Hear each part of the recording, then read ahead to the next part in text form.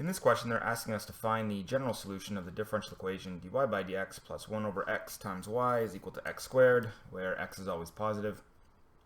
This is a differential equation, of course, because it is an equation, the equal sign, and it also involves derivatives. You can see the dy by dx here. So this is a differential equation. The unknown function here that we're trying to figure out is y of x, and we see that the highest order derivative of y, dy by dx, is 1. So this makes it a first order differential equation. And we also see that the only other place that y shows up, the unknown function shows up, is right here, y to the power of 1, which makes this a linear first order differential equation. So we're going to use the method of integrating factors to help us solve this differential equation.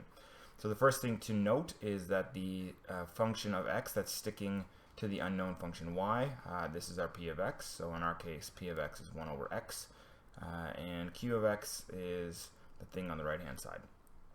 So our integrating factor is equal to e to the integral of p of x dx, which is equal to e to the integral of 1 over x dx, and of course the antiderivative of 1 over x is the logarithm of the absolute value of x, so this becomes e to the ln absolute value of x.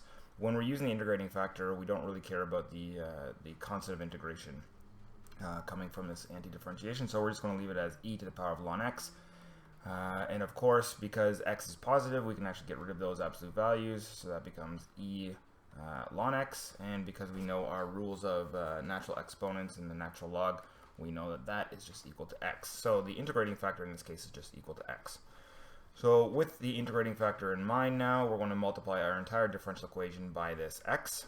And so our differential equation becomes x dy by dx plus y is equal to x cubed. And now that we have this, we can take a look at the left-hand side and realize that this is actually a product rule that's already been done. So if we repack the product rule on the left-hand side, we actually have this.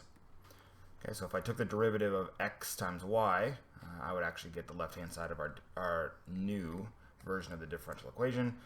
And now that we have xy, or this derivative on the left-hand side, of course we can get rid of the derivative or undo the derivative by anti-differentiating both sides. So now I have xy is equal to the integral of x cubed dx, which is of course equal to 1/4 x to the 4th plus a constant. There was a constant over on this left-hand side, but we just moved it over to the right-hand side and combined it with this constant. We called it c. And now we're in a position that we can actually isolate for y. So y becomes, dividing everything by x, 1/4 x to the power of 3 plus c x to the negative 1. This is just c over x, but I write it as x to the negative 1. And so this would be the general solution to the original differential equation we were given.